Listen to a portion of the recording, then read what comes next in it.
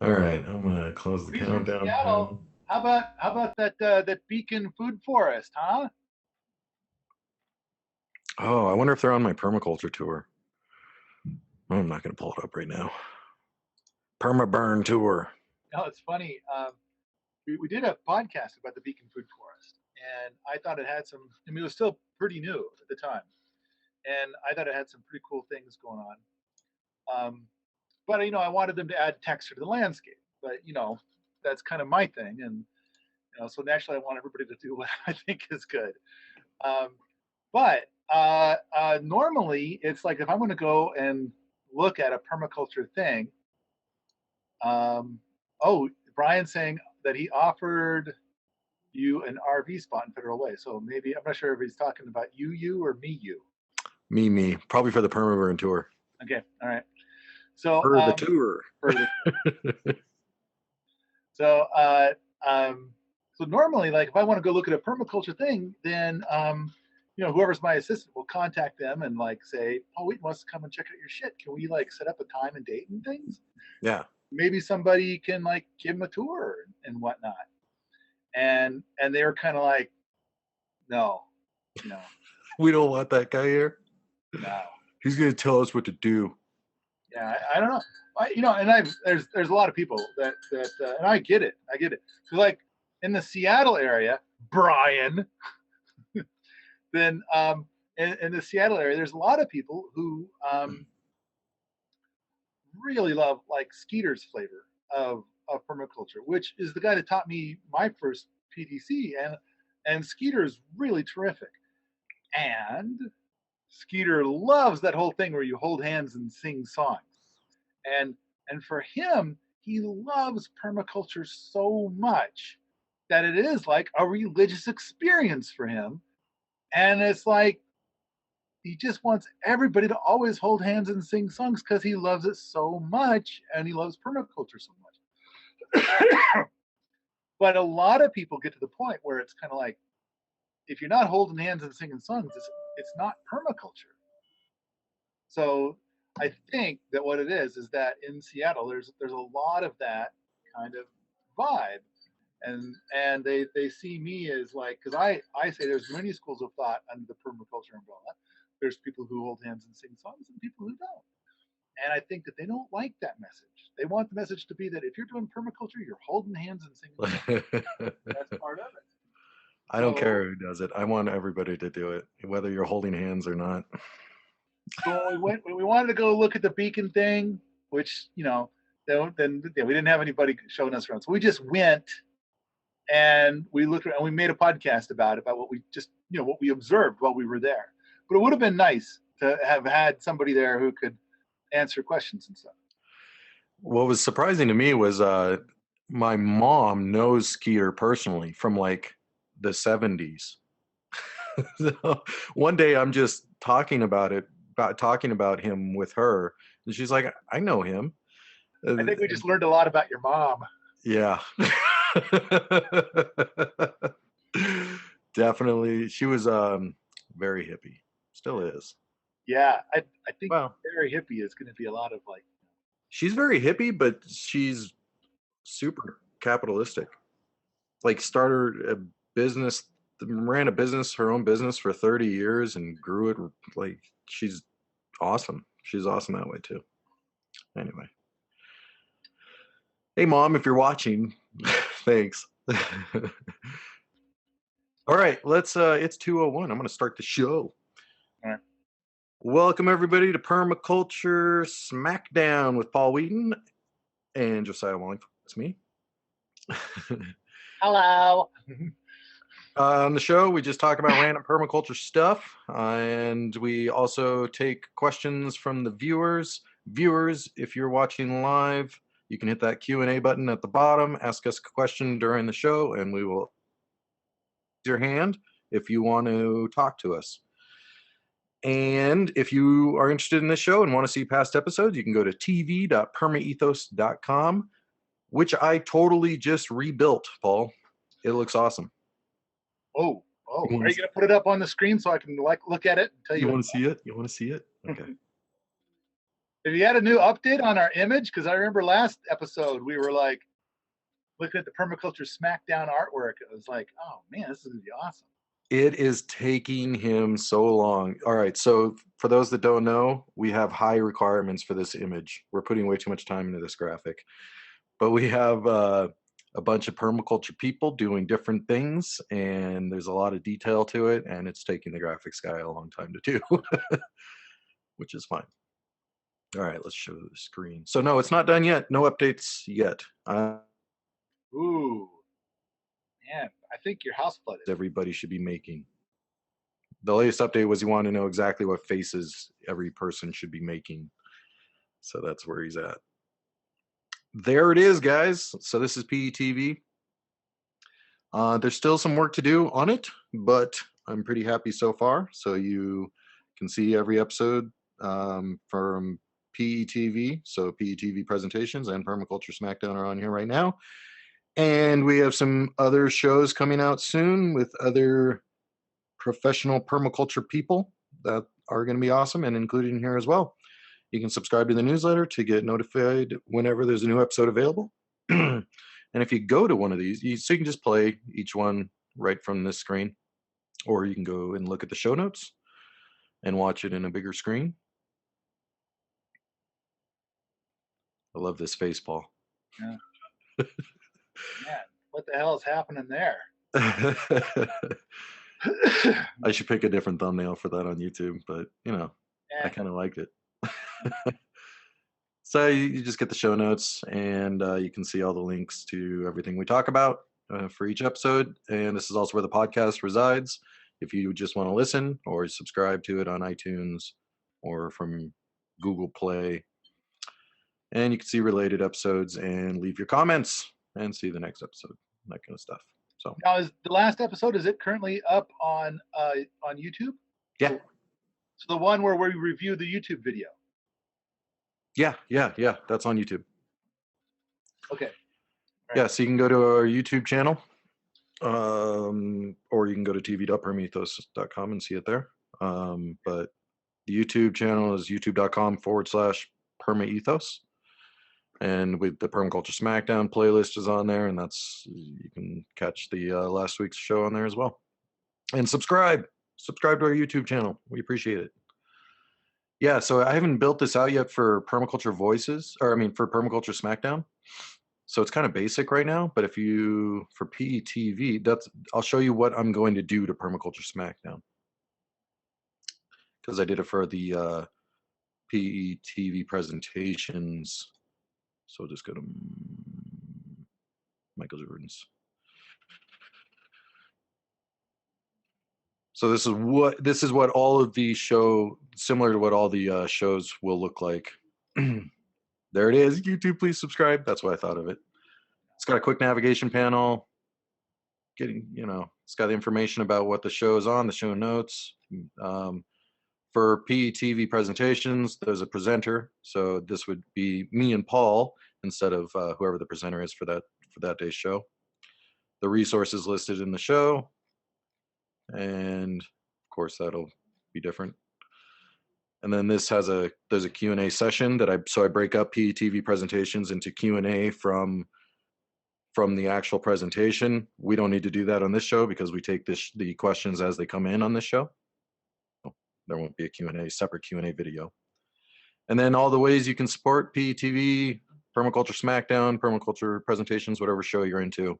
The newsletter, share the episode, you can subscribe, all that kind of stuff. Guy. Yeah, so it looks all pretty. I like it. And I spent way too much time on it. But it was worth it. It was worth it. All right, man. So what's going on? What happened with you? What's going on the farm last week? Oh man, it's a zoo here. We've got today we've got a bunch of people coming for the boot camp, and over the next week we got a bunch of people coming that are doing the work trade for the upcoming PDC.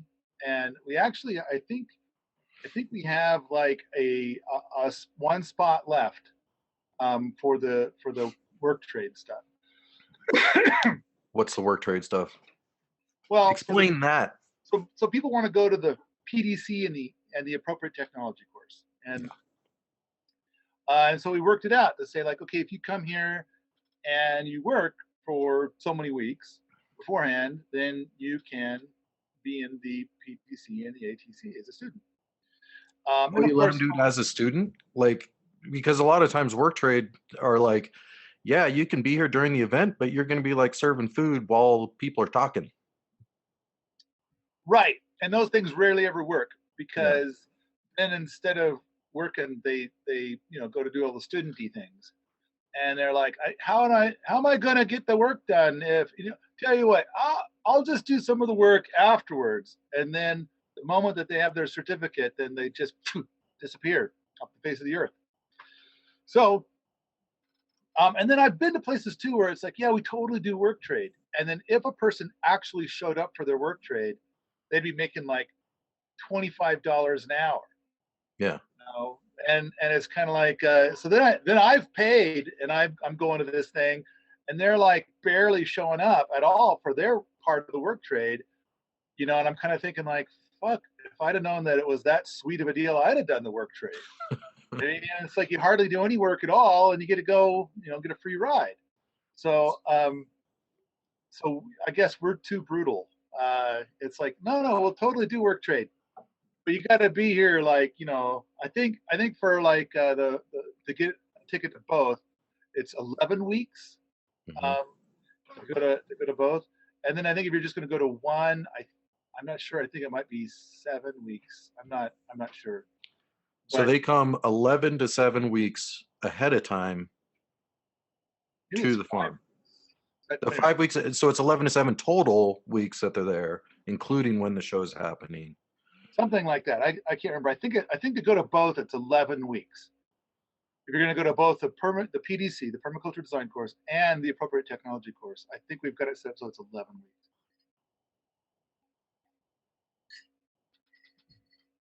And then of course a lot of the work that they're doing is to get things ready for the events. There's some stuff that needs to be built, and there's some stuff that needs to be tidied, and there's we need to get prepared, and then plus Tim Barker, the instructor, is going to be here like a week before the events start, and so he's going to want things to be a certain way, and it's good to have a bunch of people like ready to do his bidding and get Yeah. everything ship shape. So I can see people. Yeah, great setup because a lot of people would just come for free, I think, but maybe not a lot. It's a lot we of work did time to take out first, of your life. the first meeting we had here was a totally free PDC. No, no, no. I mean that I think people would, even if there wasn't an event, people just want to go to the farm and just hang out on the farm with you guys and do Oh work. yeah. Yeah.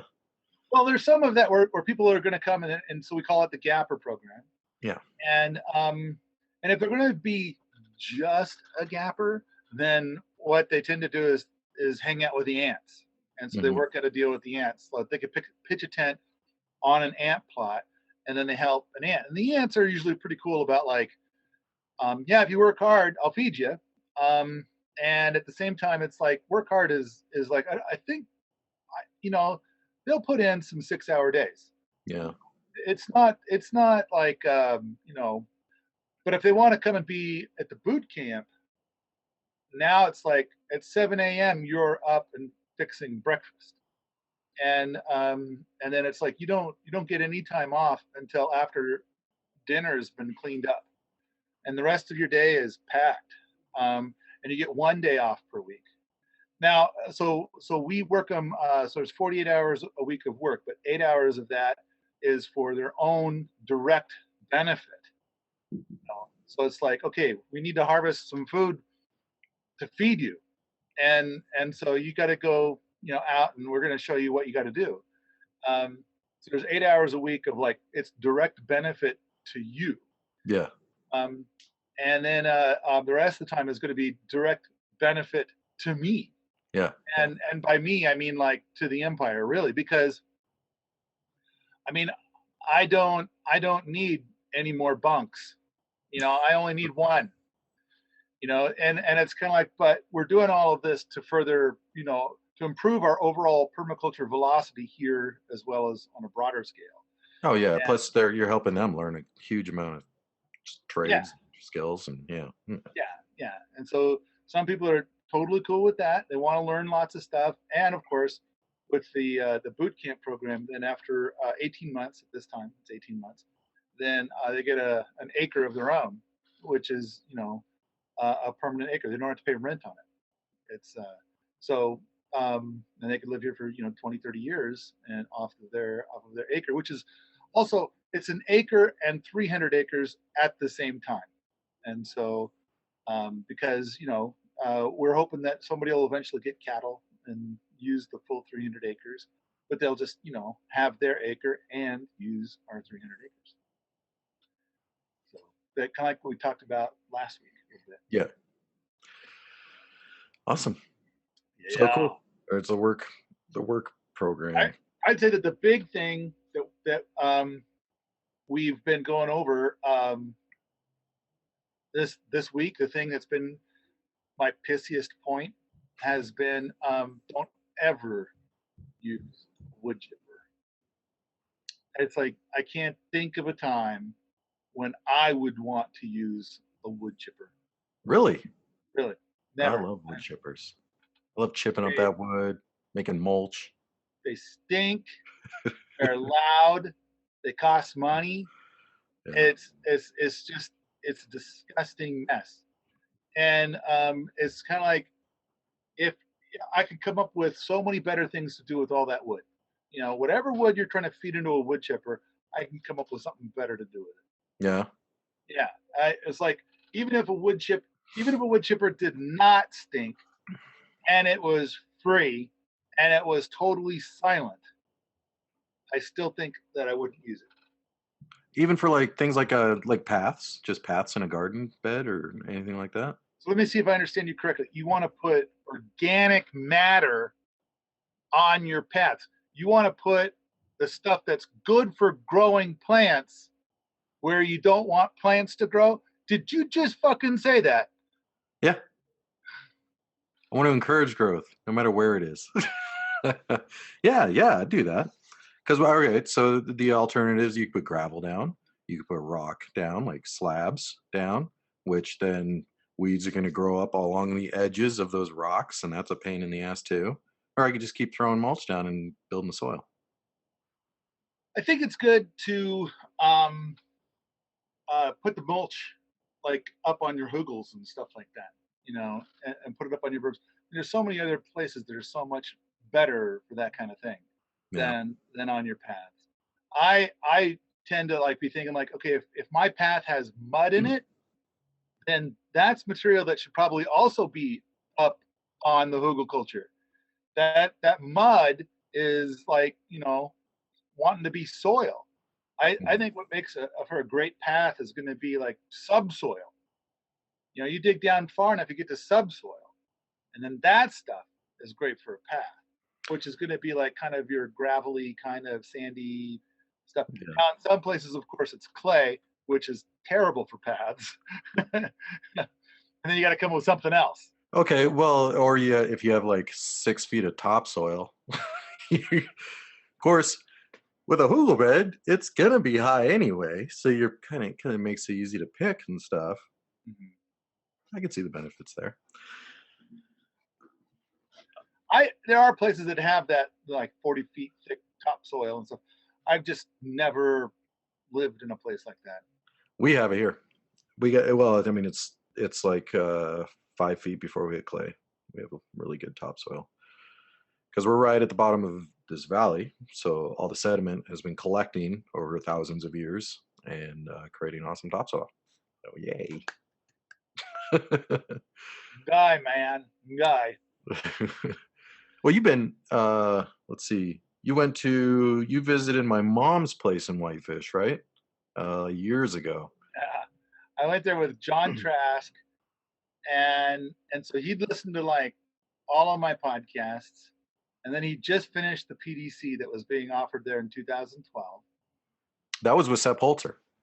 And Sepp Holzer came by. Yeah. Yeah. Yeah. And so we're at your place, and of course, he's learned all this stuff, and so I'm trying to get him to like answer the questions that your mom was asking. Yeah. And I think what we learned is that he doesn't like to talk. He doesn't like conflict. Is that what it was? I think that's what it was. I don't think there was any conflict other than like, your mom's asking perfectly reasonable questions, but then of course the answers are going to be something like, okay, you got some crazy shit going on here, so we gotta straighten that out first. Yeah. And so and maybe he didn't want to like tell her the sad news. Maybe That's what I mean. Yeah, no conflict. Doesn't want the yeah. conflict. Yeah, because she was running, like I said, she ran that company for 30 years. She has this organic garden where she grows products for her body care product company. So she would grow the herbs and put them into the products. And so she had like the organic certifiers come and they're checking all this stuff. And so anyway, she's got a process that she's been doing for 30 years. And so she's very set in her ways on how that stuff works. And I was just going nuts into permaculture, and I was like, got to get Paul out here, and because she wasn't agreeing with me either on things. And so then Paul came and was like, "This is all wrong," and she's like, "Grr." Yeah. That was a pretty sweet gig. And so we were talking about Skeeter earlier, and so I lined up Skeeter to be the teacher for that PDC in 2012, and somebody up there, it was Bill Schneiders. He had he had a house, and so he's like, "Here, Paul, you can have my house while this." And it wasn't like, and there was nobody living there. It's like, here's this extra house. It was right on Flathead Lake. Jack Spirko stayed there. I went and visited. I didn't sleep there, I don't think. No, because I just drove home. We're housemates for a while. So yeah, and then we had Sepp over for dinner one night, and that was a hoot. That was the first and only time I got to meet Sepp. Okay. And when I first met him, I brought him a huge bag of seed because we were doing this big project where we're spreading seed everywhere. Right. Huge bag full of seed. I'm like, he's gonna love this because this is awesome.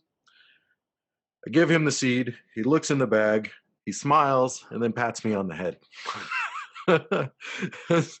It's as if he said, "You're such a stupid fuck."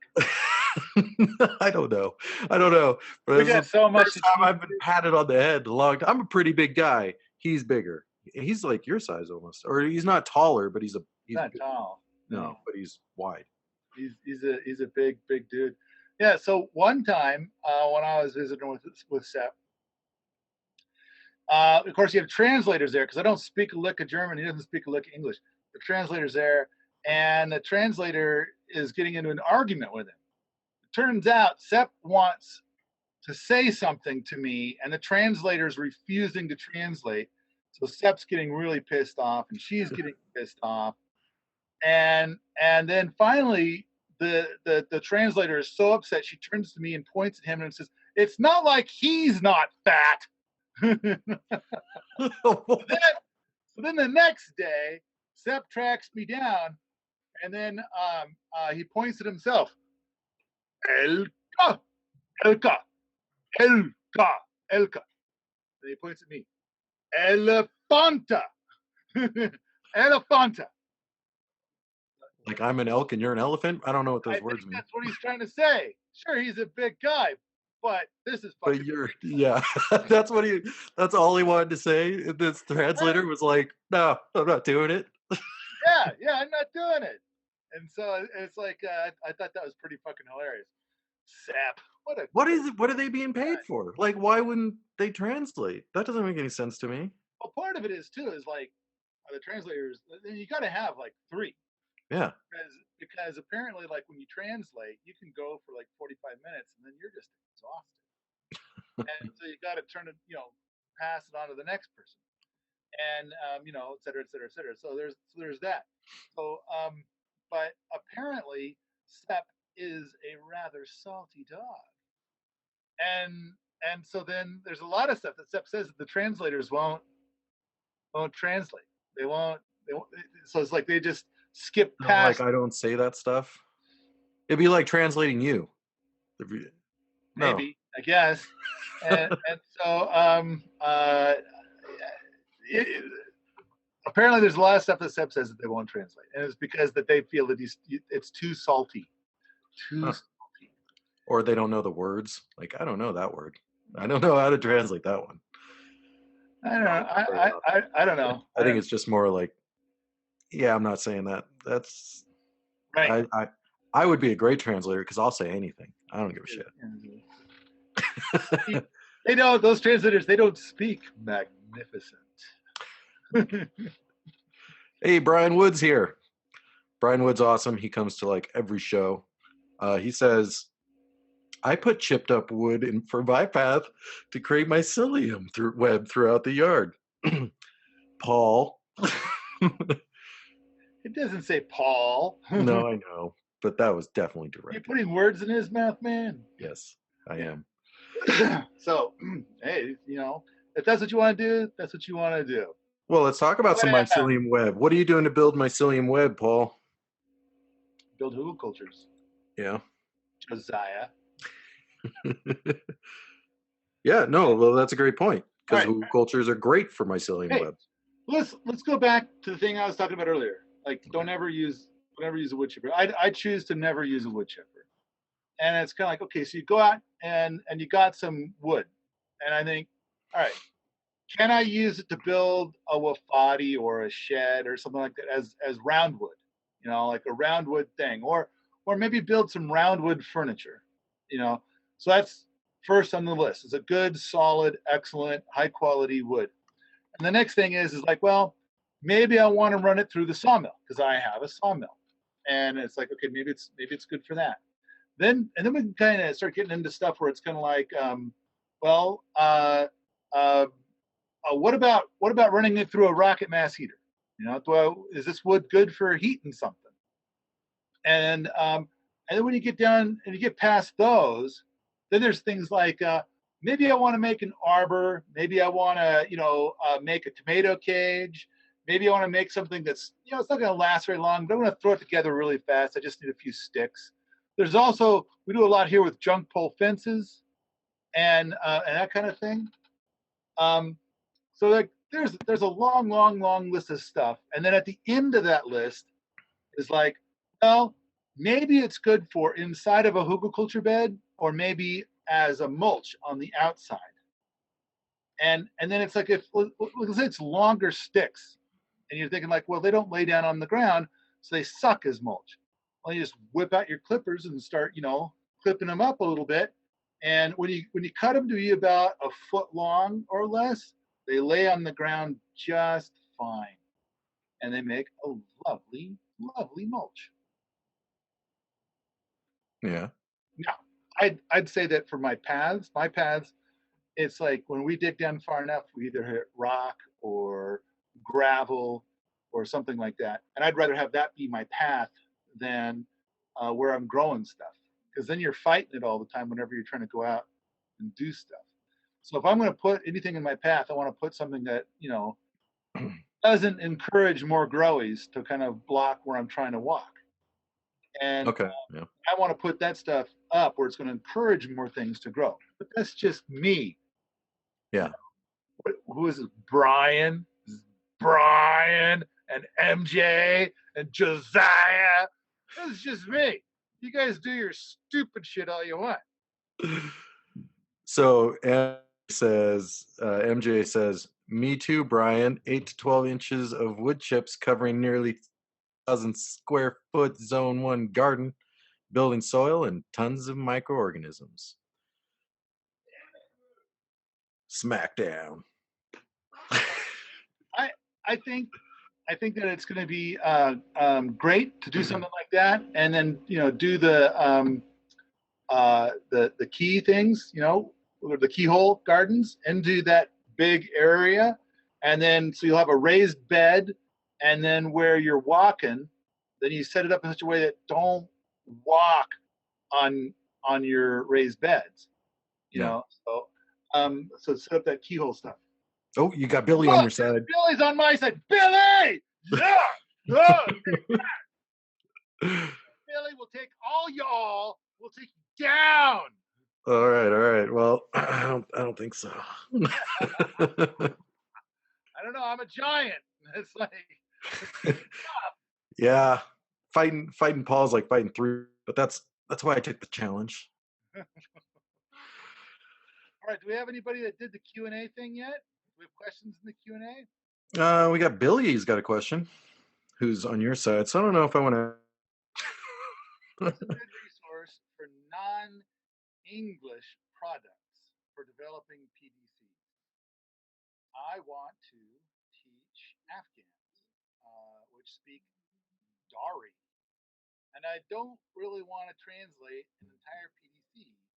Have you guys heard of anyone doing other language courses, and where do I find them?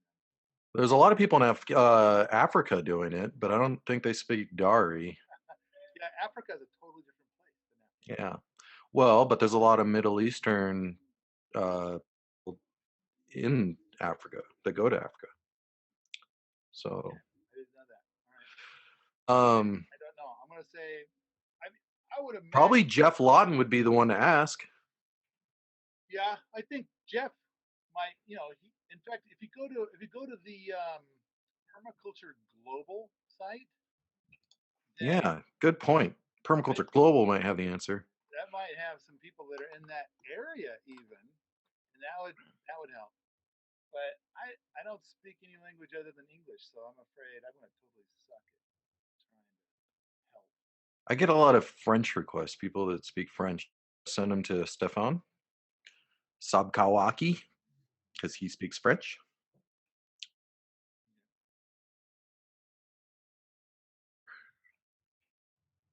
Is that Mike Rowe? No. Okay. Oh, I'm not sharing the. You probably want to see that. Hold on. Share screen. Global. Okay. All right. Where are we going here? So if you go to permacultureglobal.org I'll paste it in the chat.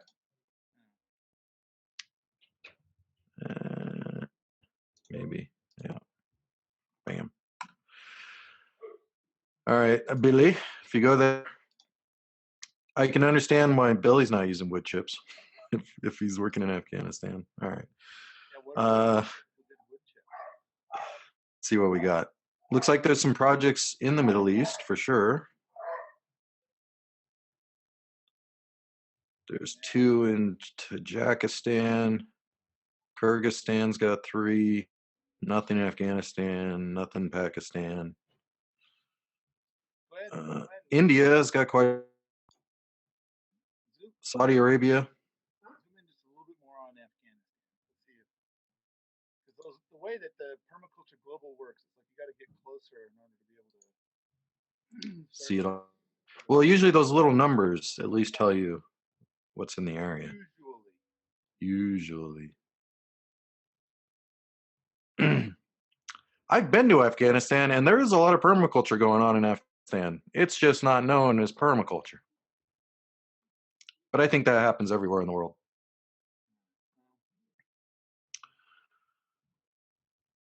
Yeah. I guess we don't have a really great answer. Yeah. Tajikistan. What's going on? They're in a green area. What is this? Really? Really? That's it? Darn it. What's on? Oh, is it because I'm not logged in? Do I have to be logged in? Yeah. Oh, well, I'm sharing because I'm going to put in my login details.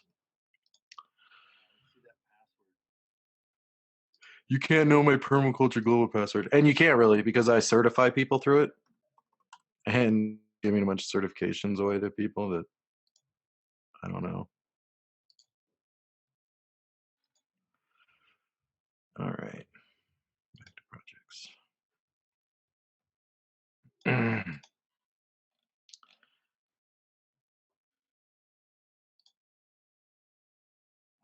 Well, people can post their questions and we can go from there. But I'm not gonna. Okay, You sound quiet. sorry. I just finished a 2-hour webinar thing. Oh, so you're like, oh, I want to do this 2 hour webinar. To do another 2 hour webinar. Yeah, this What'd is you do it on? how I do my life. This one today's was Google culture, and so it's part of this eat your dirt thing. Oh yeah, yeah, yeah. Yeah, so they've got like 30 plus speakers, and so I'm one of the speakers. And today, all the previous stuff I've done. So I think I recorded a couple of things like a couple of weeks ago for it, and then there's a couple of things I'm doing live. So yesterday there was a panel of like 12 people, and I was one of the people on the panel. And I tried to not be too angry at the other people on the panel. Um, and then today it was just me. So there's like the gal that runs the show, and she's asking me all the questions that people are asking. And so it was all about just hookah culture. I think tomorrow I do another panel, and then later I do a thing that's called "From Scary to Beautiful with Permaculture." From scary to beautiful permaculture. With permaculture, With permaculture. yeah. So I think part of it's going to be talking about the Wheaton Eco scale. Yeah. Did you get my email on doing the quiz for that? I got your email, and I it's thought you might be totally against the idea, so I hope you're not. well, But I can understand if you are. I kind of feel like if you want to do that, it's like it's going to take 1,000 hours to come up with a good quiz that won't have people getting all bitchy. I don't Um, care if people are bitchy. You can and adjust it. I mean, like what if they're bitchy and their bitchiness is justified? You know, We fix it. yeah. See, but then it's like another 1,000 hours, and I kind of feel like I think that the Wheaton Eco Scale is kind of doing its job partly by being as vague as it is, and it's kind of like it. The function of it is like we need to extend our vocabulary, and so I made the Wheaton Eco Scale so that we could talk about that. Kind of seemed rather level one, and so in fact, when I was on this panel yesterday, I kind of felt like some of the panelists were like very level two. But one of the things about being level two is you kind of think that like the scale caps out at like maybe level three. That's as far as the scale goes. And it's kind of like, and then they turn to people who've written certain books. And it's like, yeah, that's awesome. But the book is like totally like a level two or level three book. And and they have they can't comprehend it. So like then they ask these questions that are like so like the question is just so wrong, and it takes a long time to unravel it. And so like, how do I get the best use out of my rototiller? And it's like, okay, I want to tell you like 100 things so that you don't ever own a rototiller, so you don't ever use a rototiller. Yeah. Well, so I think we should explain what we're talking about. So I had the idea. For those that don't know, Paul Wheaton made the Wheaton Eco. You can Google it. If you Google Wheaton Eco Scale, it'll come up, or I can just show it to you. I will. We looked at it past shows. Maybe I'll pull it up. My idea was, okay, so you're on this scale, or actions are on this scale, one or the other. And I was like, I wish I could just take a test and see where I'm on the scale in Paul's mind. Because I imagine if Paul was with me at some point, he would be like, going, Josiah is on this level on the scale. Or you do that with whoever you're around. Okay. I did have a big article. So first of all, I wrote about the Wheaton Eco Scale. It's something that I just made up like 7 years ago. And then recently, Olaf made that amazing graphic. And then now people are like, 10 times more interested in the Wheaton Eco Scale than ever before. But I needed it because I needed to talk about certain things. I needed a tool. Now, you're talking about a test so people could find out where they are. But the thing is, I've already got something called the Wheaton Eco Test. Are you familiar with this? No. Okay. So I wrote an article like, I don't know, maybe 5 years ago called the Wheaton Eco Test. And I watched this movie called The Age of Stupid. I don't know if you have seen it. Yeah. Yeah. The Age of Stupid.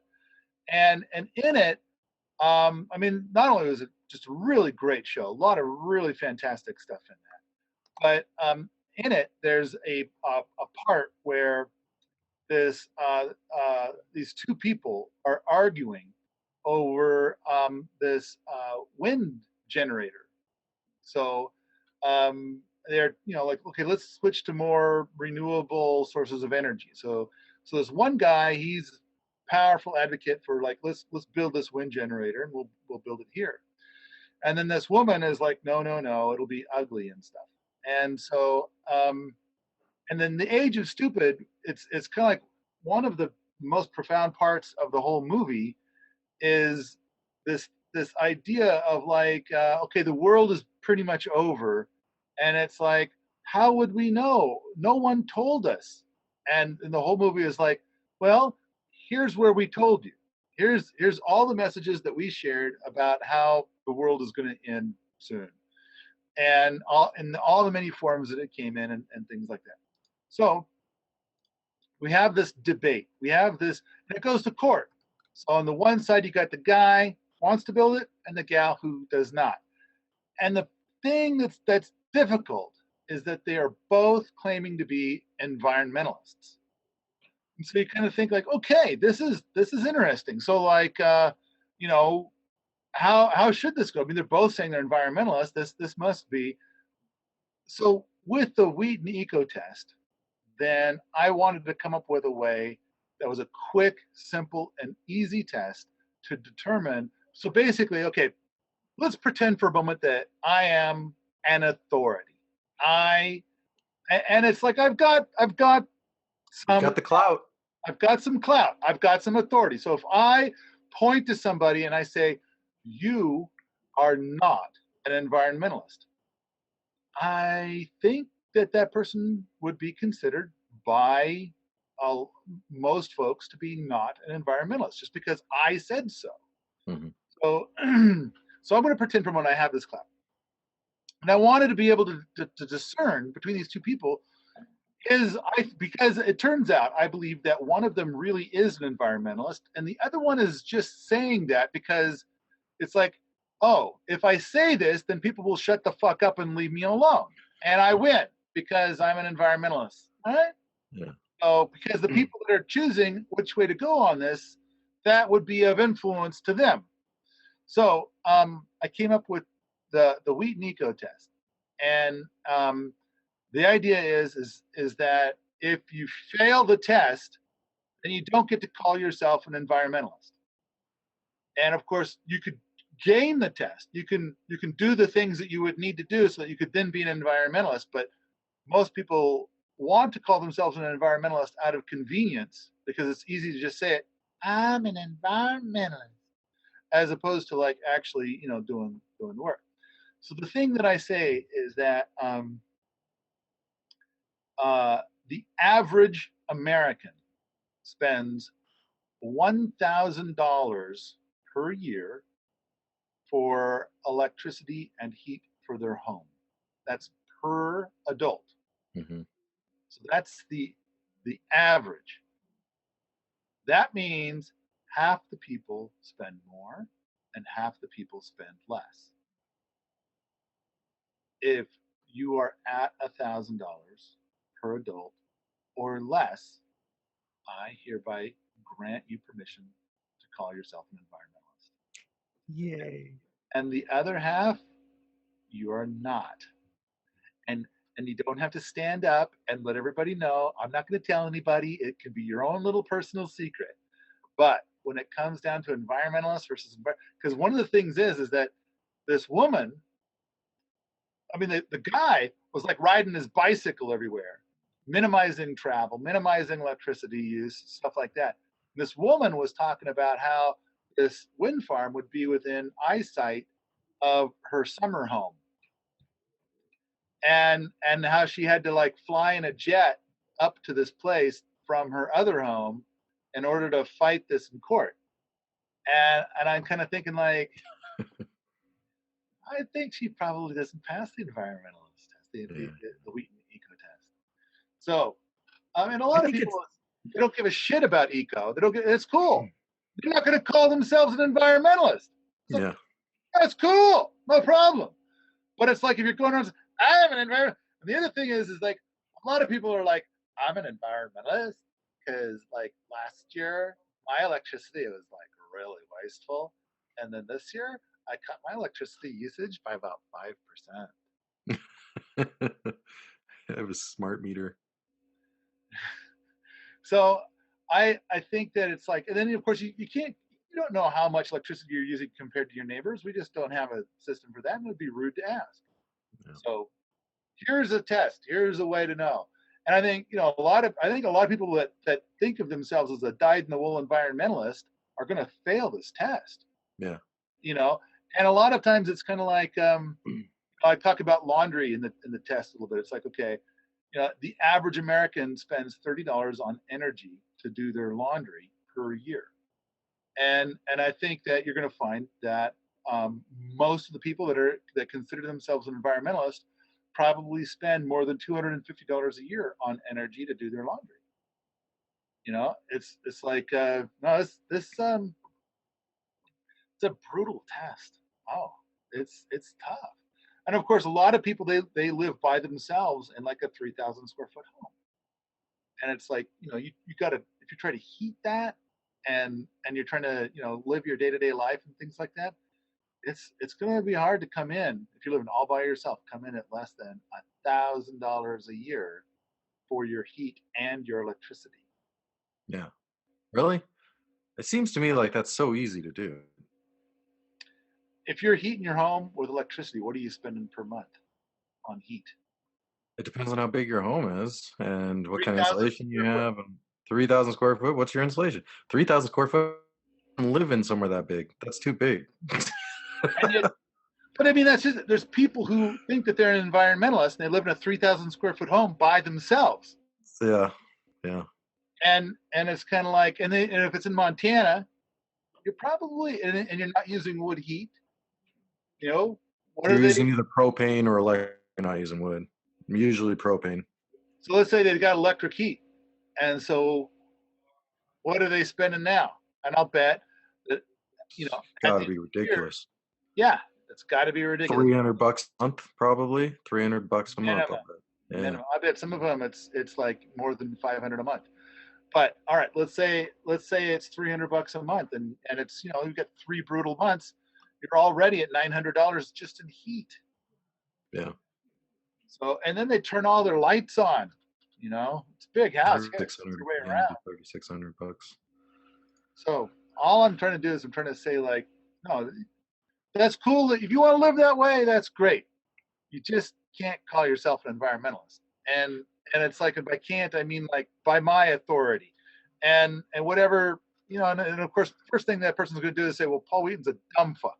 That's cool, man. I think you're a dumb fuck too. Yeah, I'm just trying to think if I was living in a 3,000 square foot house and paying $3,600 a month or a year for electricity, $3,600 a year for electricity. But at the same time, I was planting food forests all over the place. Oh yeah, now we're back to this whole thing of like, to do a proper test, because you want to do it on the scale. Yeah, so like, you got to know the person. You need someone to evaluate the person. But that would be another thing, like, oh, I'm like level 4 on the scale, and it's like, yeah, but you're spending $3,500 a year on electricity, and you live in a 3,000 square foot home by yourself. And you're like, oh, all my food forests and shit. And you could start to try to make that argument, but it's like I think that if you're spending that much on electricity and you live in that big of a house by yourself, I think you're going to have a hard time getting past, level 1 or 2. Oh no. You could do it. You could do it in the quiz, but you're right. It would take a long time and there'd be a lot of questions. Yeah. There'd be a Yeah. shitload of questions.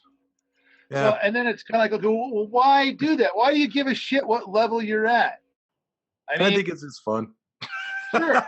And it's weird how a lot of people, the first thing they do when they look at the Wheaton Eco scale is they try to figure out what level they're at on the scale. Yeah. And of course, the very first thing I say is like, you'll notice that's called the Wheaton Eco scale, right? I mean, I made it up. Everybody could go out and make up their own damn scale. Make up whatever the hell you want. It's Yeah. great. I just needed to talk about some important stuff, and I needed a tool with which to talk about it. So people look at the scale and they're like, where am I? What's my level? And then they try to, not only project it, but then they try to ask me to verify that they're at this certain level or something like that. Well, that's what this would do, right? And so then you're like saying, oh, let's make a test, see, and so you can find out what level you're at. And And then then you're like, share it with. me to help you make this stupid test. And I'm kind of thinking like, dude, this Well, is it is the Wheaton Eco scale. Yes, I would want you to. yeah, it's like a lot. It's going to be a huge amount of work because there's so many different factors to consider. And of course, it's going to be like this questionnaire that you find in Cosmo magazine to find out whether or not your guy really loves you. And only it's gonna be like it's gonna take you a day to fill the fucking thing out. Yeah. So it's kind of like so the function of the Wheaton Eco scale is so that we can talk about different levels.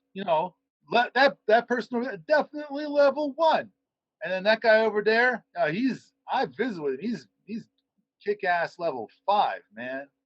And so we can have those kinds of conversations. But more importantly, the most important thing, because I wrote that after reading an article about a woman who was writing for the Oregonian, which is the Portland, Oregon newspaper. And so do you have ghosts?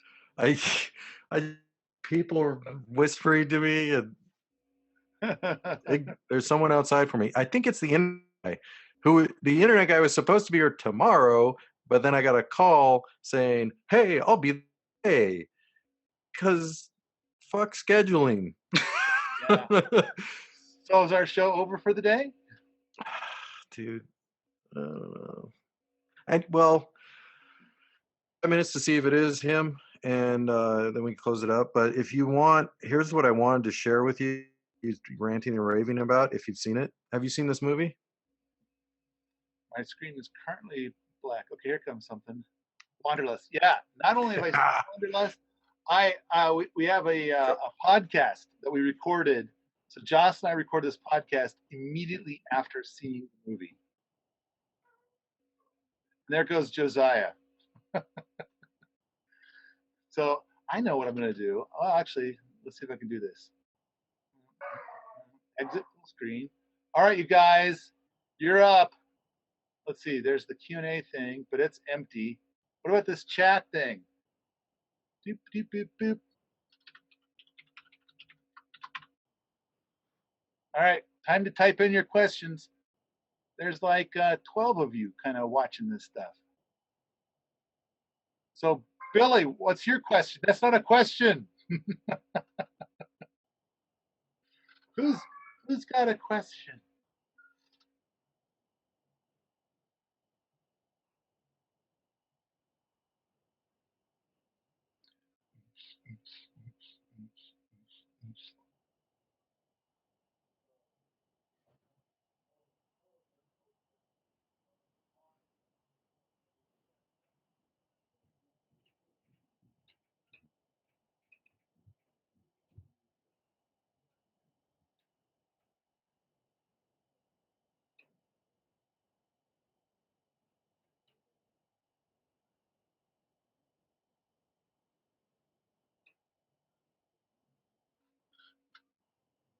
We need to get more people to come out to this thing to ask questions and shit.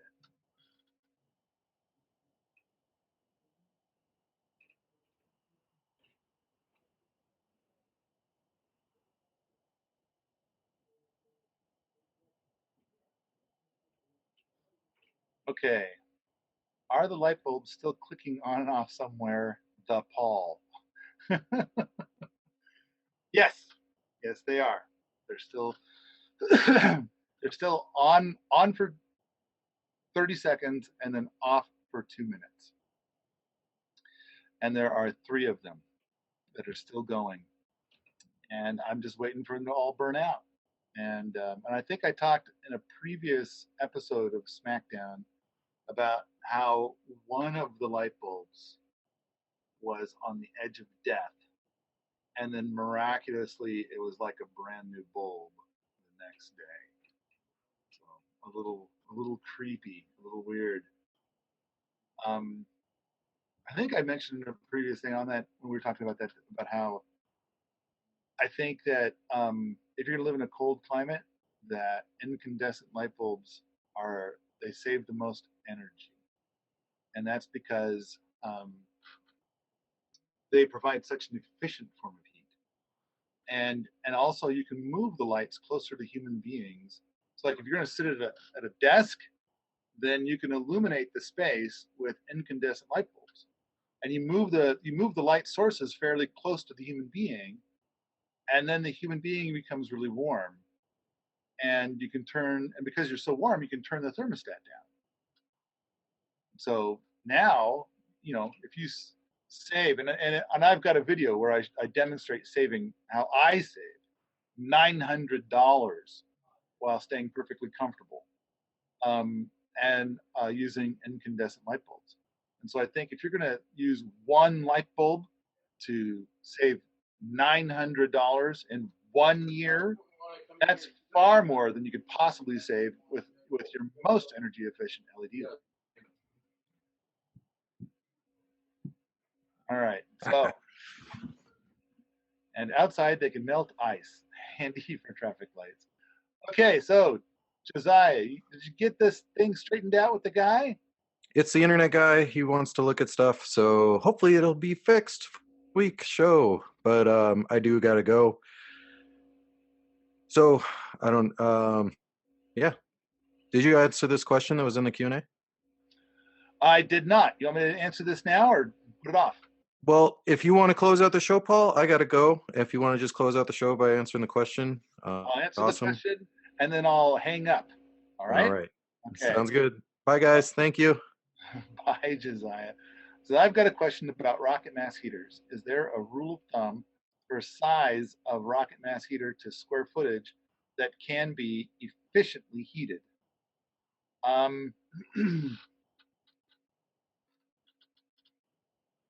I would say that anytime you're going to try and heat a whole house, that you're looking at an 8-inch rocket mass heater, generally. But now we've been doing so much stuff with this ceramic fiber core that the general rule of thumb is anywhere where we used to say 8-inch, it would be a 6-inch ceramic fiber core. And wherever we used to do 6-inch systems, it would be like a 4-inch ceramic fiber core. So that's a general rule of thumb. It's like right now where I'm at, I'm in a 3-bedroom double wide, so it's got reasonable insulation. It's okay. Don't have any curtains. Don't have an enclosed entrance. You know, like kind of like a mudroom that you walk through in order to come in or anything like that. Or an enclosed porch around it, and like so it's like it's so on energy efficiency, on insulation and whatnot. And we're probably going to finish out the winter heating with very carefully measured, extremely carefully measured 0.6 cords of wood. So like I think right now we're at like 0.56 or something like that.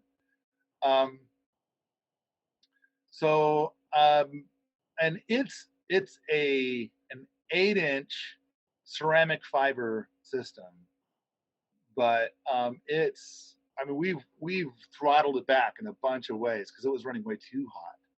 And so the wood feed is about 35% smaller than it's supposed to be. And I think that it's plenty. It's a monster for this place, you know. There's a lot of cool stuff to be said for the batch box systems, but then with the batch box systems, you gotta, you know, have an elaborate door.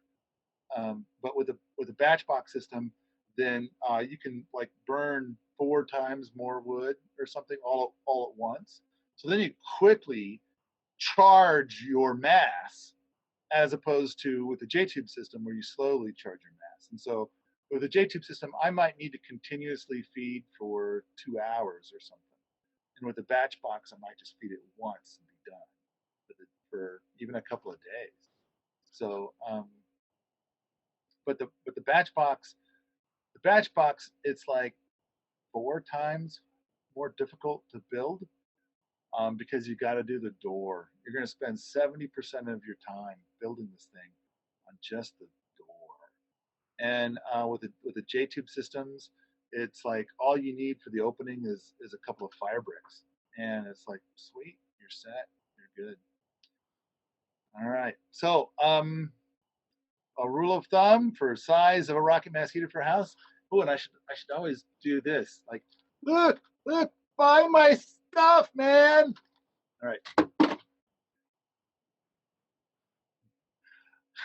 All right. Anything else? Any other questions? Oh, got the video. He loves it. You know, this is a good time. I'm going to ask you a question, Michael, and that is that I kind of thought that we did a really, really good job with this DVD set. I mean, the first 4 DVD set, it was like I just held a video camera at a single event in 2012, and you know the sound sucked, but all people wanted was the video, and then so we did a project, and then it's like sales were immense, and so we got the idea that wow, there's a lot of interest in this stuff. So now on the new 4 DVD set, we have like 12 different events, all condensed into the 4 DVD set. And I thought we were really, really good at like not duplicating content that was in the original 4 DVD set. And we paid a lot more attention to making sure people had mics on and getting higher quality video. And I think there's a lot of stuff that was done to make it much, much better than the original 4 DVD set. And I thought, now that we've got this new amazing 4 DVD set, everybody in the world is going to want it, and we're going to sell 1,000,000 copies. And sales, it's like sales have been the same, and it's kind of like, you know, I'd probably make the same amount of money just having people buy the old 4 DVD set. And we didn't need to go through all this stuff to make the new 4 DVD set. So I don't know, I'm feeling a little frustrated with this. Like, what the hell? And I spent a lot of time trying to get the new 4 DVD set in front of people. But the question is that is it just my own arrogance and vanity that thinks that this new 4 DVD set is good, or is it really actually very good? So there you go. Question is out to you. He says he has both. Figured I'd learn more in the new set. All right, doesn't answer my question. All right, so on a scale of 5 stars, how many stars are you gonna like give this new 4 DVD set?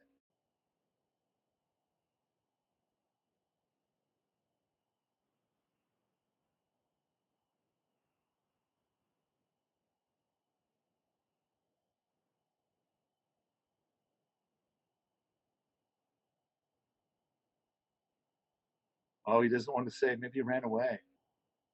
No, he's still there.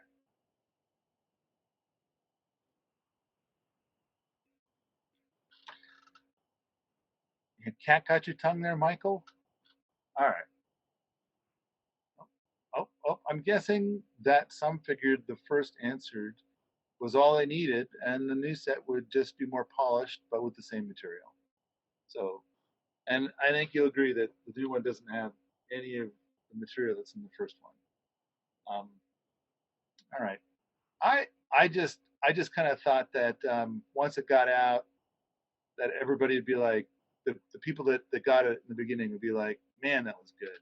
That is really good. That's what everybody needs. And of course, we designed DVD one so it could be sold as a standalone thing. How to building a Cobb style rocket mass heater. And I don't know. I thought that I thought that we'd be selling like 40 copies a day or something like that. And instead, we sell, like right now, we're probably selling one a week. And I'm kind of thinking like, damn, I put so much into this. I really thought it was going to do much better than that. And then I was doing a little of that counting my chickens before they hatch thing. And I was kind of thinking like, okay, now once we get this money, we can really do some amazing innovators events and stuff like that, and really get rocket mass heaters to go forward. But oh, 10 stars. Oh, here we go. Nice.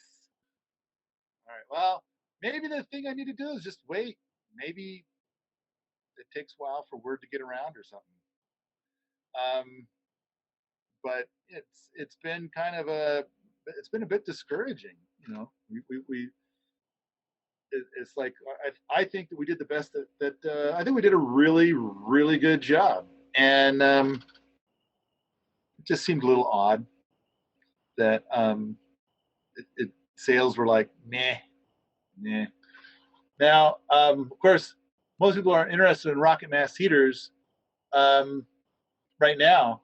So yeah, do your earthworks first. All right.